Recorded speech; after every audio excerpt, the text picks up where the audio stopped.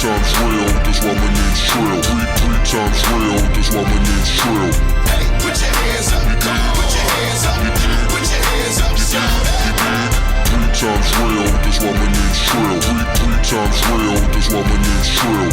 Hey, put your hands up, come on, put your hands up, put your hands up, now I hop on the scene with some banging dope beats with a top. You are now tuned into the Boxing Bros. I'm Caden. I'm here with my co-host. What's going on, everybody? This is the Commissioner Trill Dollar Bill, and I'm excited. You know why? Because I get to talk boxing with you fine folks.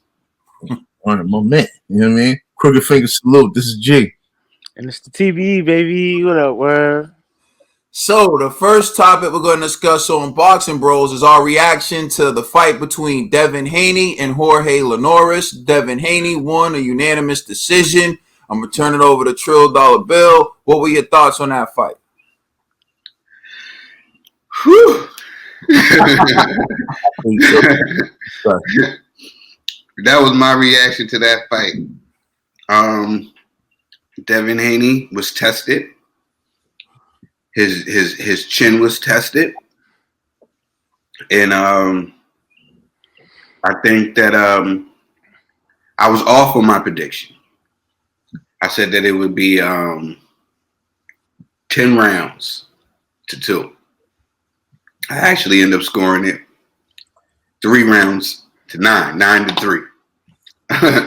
So I was wrong, but Devin Haney did get the decision. And I think this was a good test for him. And I think that Linares did a good job. I thought that he was done, but he wasn't. He just actually started a little late. Devin Haney, for me, well, maybe that's on another. Devin Haney has a lot of things to me that he still has to work on, but he's phenomenal. And I pick him to beat a lot of the other lightweights. It's just some other questions I have to see, but he'll answer those with some more fights. But it was impressive. He passed his test. This was his biggest test to date. And to me, he passed it. He got rocked, but he showed heart. He showed great even after being caught. The crowd booed, but to me, I think he did great.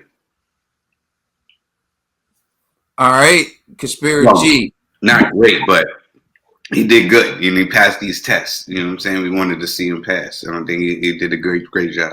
Show heart, everything. All right, Conspiracy. Yeah, I agree with Trill. This is tough, and there's so much. Well, I feel like there's so much to talk about in this fight. I'll start with Haney. I didn't agree with Haney's strategy in this fight, but I feel like it was necessary, and I hope that this fight becomes like a case study for a lot of up and coming boxers, like boxers who actually box, who may not be the best knockout artists, but they may feel pressured into going that route. My fear going into this fight was Devin's going to try to go for the knockout, right?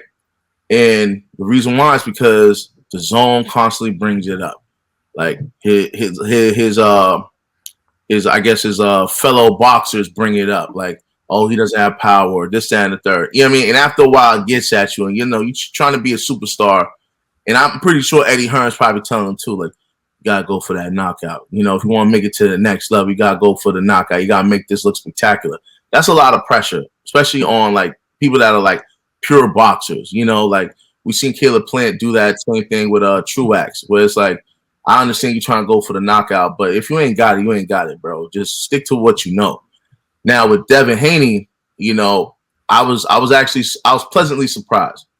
He was the aggressor. He was staying in the pocket. He was exchanging with Linares. He was doing good things for a little bit. I liked how he was quick with the jab, hitting him with the jab. He hit him a couple of times with uppercuts, and he did great with body shots.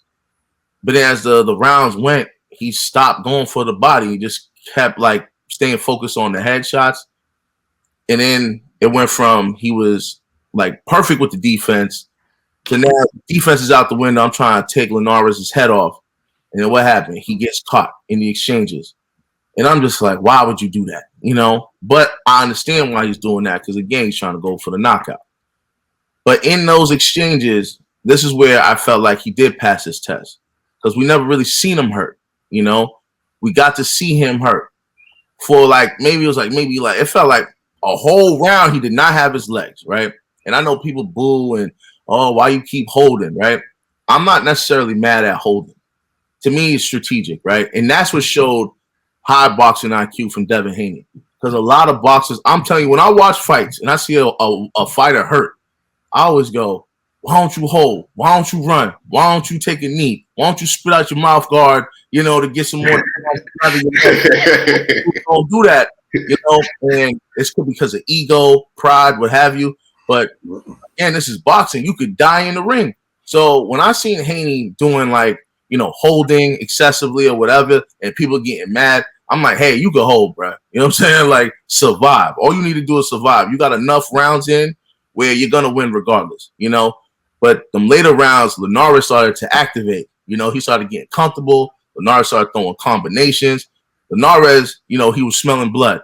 So what Devin was doing, to me, was smart. It was strategic. That's high boxing IQ. Now, with Linares, and this is, I remember when Ned last week was like, yo, Linares is food. I was like, nah, he's dangerous. But you know what I'm saying? And this is the example. You know, like, this guy literally has speed and power. Now, Haney was faster than him, but I felt like Linares has more pop than Haney. So that's why it was always going to be a dynamic fight. You know, and then finally, I'll say this, man. I'm sorry, yo. I got issues with this referee. And the reason why I got issues, now, the holding, you know, I don't know if you could lose points from holding. You know what I mean? I felt like, and this is no disrespect to Andre Ward, but Andre Ward made a career out of holding, which I think is smart. You know what I mean? Hit 1, 2, whatever, hold. You know what I mean? Wait for the referee to break y'all. You know what I mean? Like, that's a strategy that actually works in the ring. So I'm not necessarily mad about the holding. I'm mad about the punches to the back of the head. It was, I'll say this on both sides. Both sides were doing it. But it just looked like Jorge was intentionally doing it from round 1 to round 12. And the ref waits till the 12th round to finally give Linares a warning. I'm like, fam, you should have been gave the warnings out. You know what I mean? This whole fight. The 12th round should have been, you getting a point deduction because this is just too much. It's too excessive. And there was times where, like, it looked like Jorge was purposely aiming for the back of his head. To me, man, that's not boxing, man. That's just, I don't know. That's not a sportsman-like. It wasn't gentleman-like. So I didn't really like that. But nonetheless, man, both gentlemen did good. But these referees, man, I'm telling you, it's man, these referees got to do better, man. I wasn't impressed with a lot of refs these past couple of weeks, man. So I'm just disappointed. I don't know if Trill, the commissioner, got to, give out pink slips or something.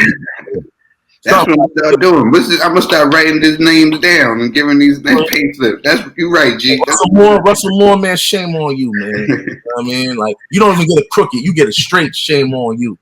But yeah, that's it. All right, TBE. I thought it was a good fight. It was a really good fight. My apologies to Linares for if I underestimated your skill set. But you came in there. They was trading, but Haney was like G said, he was defensive the first half of the fight, and then when he got caught in the fourth, and then he was just letting his hands go, and he got caught in like the 8th and the 9th, and then he recovered. He recovered towards the end of the fight, but he had he had majority of the rounds. Where was it? They gave Linares the 4th, 8th, and I think the 9th, and then that was it. And Haney recovered the rest, but. For me, it was like, Haney, I know. Yeah, I know you get the pressure gets to you. People be telling you like, we be coming at you about your punching power, but do what you do best, yo. Stick to that. You come on. I don't say anything. I ain't coming out. I gave him an 80. When we rated him, y'all gave him like that. You gave him that's too high. Like y'all. I'm just saying. But it doesn't matter. Not every fighter needs to be a hard hitting puncher. Yeah, being honest about something isn't coming at something. Yeah, we may critique, but do what you do best, man. If that's swinging like a butterfly and floating like a bee, do that. I said it all wrong. I said that all wrong. If it's stinging like a butterfly and moving like a I No, said no, it you wrong. said Oh it right my the first God, time, yo, man. are you serious right You said now? it right. You said it right the Stinging first like a time. bee, moving like a floating like a butterfly, stinging like a bee. There you go. There On you the go. fifth try. Oh man. Wow, I don't know how I blew that one. Just like my faculties weren't all there, man. But shout out to you, Devin. It was, it was a good fight. Shout out to you, Jorge. You still got it for an OG, and it was a tough fight. It was a good challenge, and just don't be too reckless and careless. Like your chin, you stood up to these punches this time, but you never know who could have the heavier hands next fight. So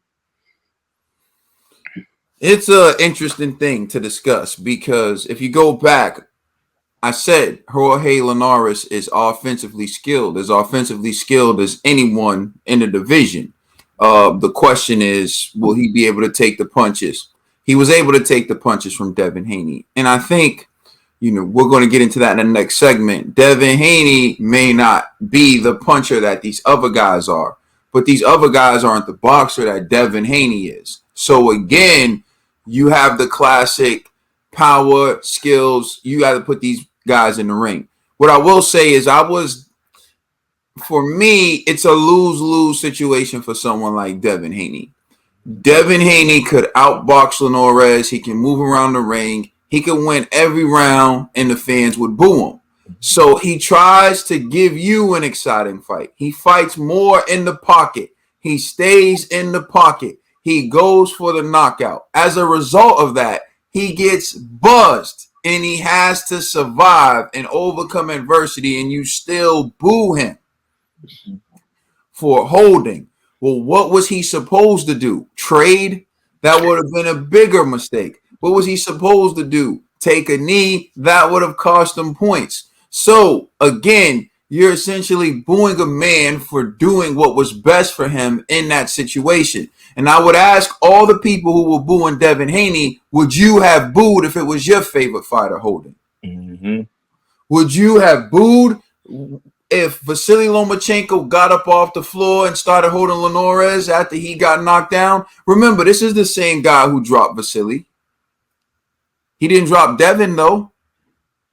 And what I'm getting at is we all know how offensively skilled Jorge Linares is. That's been his thing. The issue with him is his chin is suspect. That's been the issue with Linares. But Linares will put the gloves on you. In my prediction, I said we're going to find out what type of chin Devin has because I expect Jorge Linares to hit him clean. And he did. And he hurt him. Now, another thing. If you're mad at Devin Haney holding Jorge Linares, you got to get mad at Jorge. This is a veteran, 3-division world champion, and you don't know how to stop someone from hurting you. Devin Haney's legs are shaky. He's doing the only thing he can do, trying to get out of the way and hold, and Jorge Linares is just letting him. And then Jorge Linares is getting mad like, oh, why this guy keep holding me? Why you keep letting him? Why you keep letting him? That's the, the funniest thing to me. He held you the first time. Referee broke it up. He held you the second time. In your mind, you didn't think, this guy's coming to hold me. One time, I think it was Todd Gresham was like, oh, run and hug from Haney. Like he straight ran to hug him. Yeah, facts. Yeah, you wasn't aware. You didn't try to change the angle. You didn't try to push him off you. You didn't do nothing. You just accepted the clinch. And then later on, you want to complain about it. When all is said and done, Devin Haney took a step-up fight. So before you down Devin Haney, remember, this is the same guy who dropped Vasily, right? This is the same guy who got a split decision victory over Luke Campbell, the guy who dropped Ryan Garcia. Okay, so remember, Ryan got dropped in his step-up fight too. Okay? They loved him for it. Huh? And they loved him for it. Yeah. Oh, he got up. He showed tremendous grit. What about Devin? oh, y'all wanted to see Devin swing wild and that crazy. That's not what he does. Exactly. In fact, he didn't even hit the ground. How about that? How about showing love? He took the shot, stayed up, and I saw him buzz twice because he got buzzed at the end of one round, went back to the corner, came out. Then he got buzzed again a few times. So, like, Devin showed you tremendous. I didn't even hit the deck. Ryan hits the deck, and then they pick him up. Y'all are mad because he was holding. So what? He won the fight. He took a step of fight. He won. Teofimo Lopez fought Vasily Lomachenko. And up until his dad started yelling, it's a blowout. It really was. But let's not act like I think it was the 8th round. It was the 8th and 9th round. It looked like Vasily was about to stop him. Mm-hmm. Yo, come on, man. Let's not act like all these dudes were just blowing through their step-ups. Devin did what he was supposed to do. But one thing Devin should take from what G said, bro, don't go for them knockouts. Mm-hmm. Don't go for them. Don't go for them. You don't have to. Just outpoint these dudes and keep winning. See, everybody wants to be Floyd. Exactly. But listen, just at some point, they're going to have to see you because you keep winning. At some point, they're going to have to outpoint you because you keep winning. It's the lose-lose situation for someone like Devin and someone like Demetrius Andrade. Because if you outbox a guy, they're going to say you're boring. But when you go in to try to knock the guy out and you get hurt and you get rocked and you do what you got to do to get the win, oh, he was holding. Oh, it was this. Yo, just forget what everyone says and keep winning. That's it. So for me, like you said, Trill, I thought it was a great performance by Devin because he stepped up. He took a tough fight. He won. I scored at 117, 111. Right, and the judges scored at 116, 112. I think they gave the round to Linares where he hurt Devin before at the end of the bell. But I thought Devin did the better work majority of the rounds. But maybe I'm assuming that's the round they gave to him that I didn't. But I had it 117, 111. Devin passed his test with flying colors. For all of you talking smack in the lightweight division, why don't you fight him and beat him? They ain't gonna do it. Devin, just keep winning. Just keep winning. Please like and subscribe. Let us know how you feel in the comment section and check us out on Instagram and Twitter. And please check out our podcast on all major streaming services. You know who we are. We're the Boxing Bros, and we're just getting started.